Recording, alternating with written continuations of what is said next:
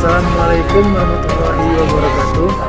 Saya Nurholis dari Perbankan Syariah kelas 5C. Baiklah, di sini saya akan membuat tugas UTS mata kuliah Public Relation.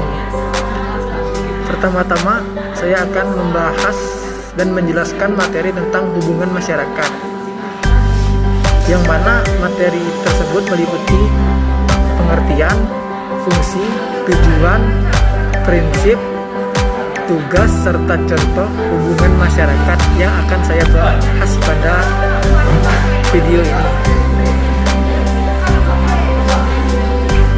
Pertama-tama saya akan menjelaskan pengertian humas atau hubungan masyarakat. Dalam humas dalam bahasa Inggris yaitu public relation, yaitu praktik mengelola penyebaran informasi antara individu atau organisasi yang mana masyarakatnya. Pengertian lain dari humas adalah seni menciptakan pengertian publik yang baik sehingga dapat memperdalam tingkat kepercayaan publik terhadap suatu individu, organisasi selain tersebut. Pengertian di atas dapat itulah definisi humas, yaitu suatu proses secara kontinu dari usaha manajemen untuk memperoleh kemauan baik dan pengertian dari pelanggan, pegawai, dan publik yang luas.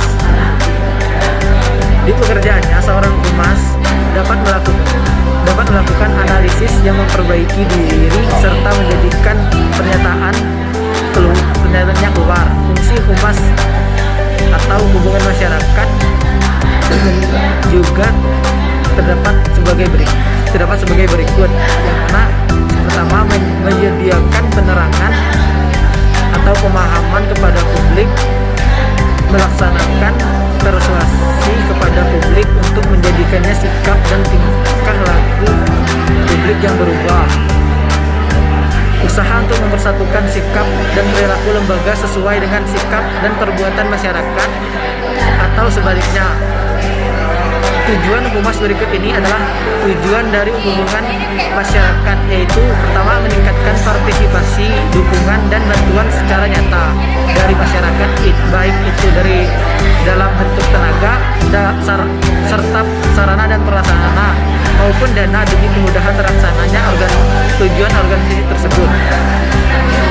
Yang kedua, membuat rangsangan dan menghidupkan kembali rasa tanggung jawab yang lebih besar kepada masyarakat terhadap berlangsungnya program organisasi tersebut secara efektif dan efisien. Menjadikan masyarakat ikut serta dalam menyelesaikan masalah-masalah yang dihadapi dengan menegakkan dan mengembangkan citra yang menguntungkan untuk organisasi. Kepada para pimpinan, stakeholder, dengan sasaran yang terhubung, yaitu publik internal. Publik internal atau eksternal membuka peluang menjadi lebih luas kepada para pemakai produk lulusan dari pihak yang terhubung untuk partisipasi dalam meningkatkan mutu organisasi. Prinsip humas atau hubungan masyarakat antara lain sebagai berikut. Pertama, hubungan masyarakat bekerja dengan dasar fakta, bukan fiksi. Kedua, hubungan masyarakat adalah suatu perihal sosial, bukan perihal personal.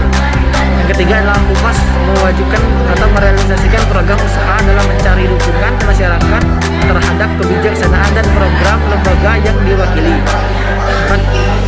Humas dilarang menipu atau membohongi media massa. Humas harus menjadi faktor komunikator yang berguna dalam artian yang benar. Humas harus menjadikan landasan aktivitasnya kepada ilmiah pada bidang pendapat umum.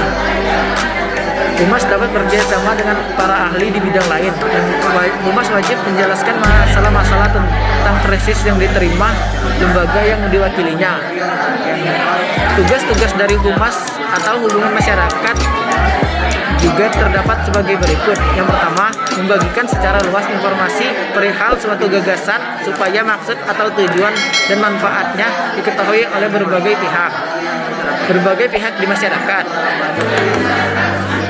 menyiapkan bahan yang terkini tentang sesuatu yang hendak dikomunikasikan pimpinan kepada masyarakat atau pihak tertentu dalam pidato, wawancara, pemasaran, ceramah, seminar, serta lain-lainnya. Dan bahan tersebut dapat berupa konsep atau makalah yang sebelumnya sudah dibaca atau diketahui isinya oleh pemimpin, menyerahkan informasi yang jelas yang telah disampaikan administrator atau pemimpin kepada masyarakat atau pihak yang terhubung, membuat susunan dan menjadikannya berkembang. Rencana yang berkaitan dengan pelayanan masyarakat kepada yang diberikan kepada administrator atau pemimpin untuk memperoleh persetujuan. Adapun terdapat manfaat humas atau hubungan masyarakat.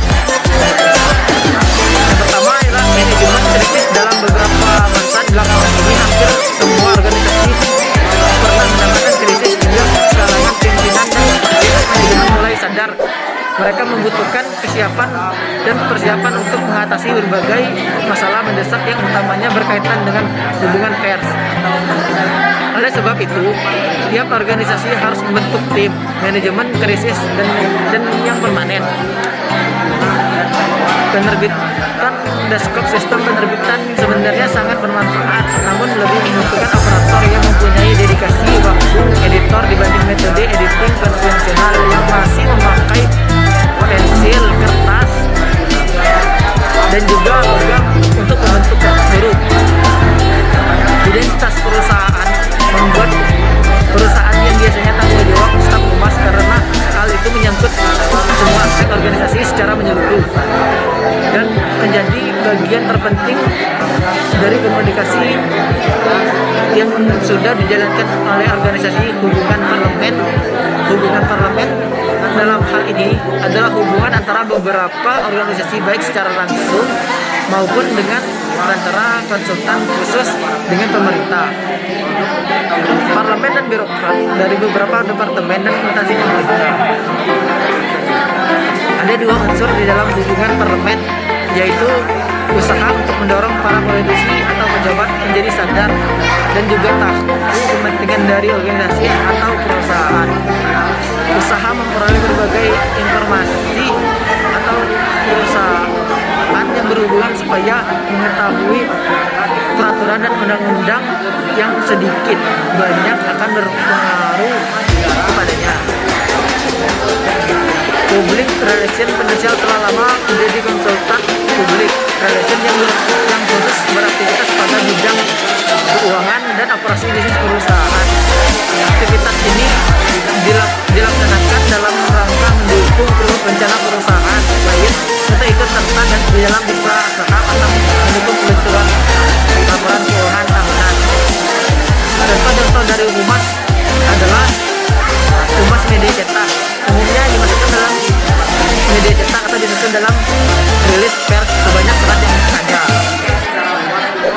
Humas media audio atau visual. Humas audio mempunyai esensi yang hampir sama dengan humas media cetak yang diberikan kepada pelopongnya, yaitu dengan tema promosi. Radio dan televisi adalah contoh humas media audio visual.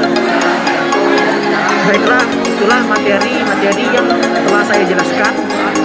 Lebih kurangnya saya mohon maaf. Wabillahi taufiq wal hidayah. Wassalamualaikum warahmatullahi wabarakatuh.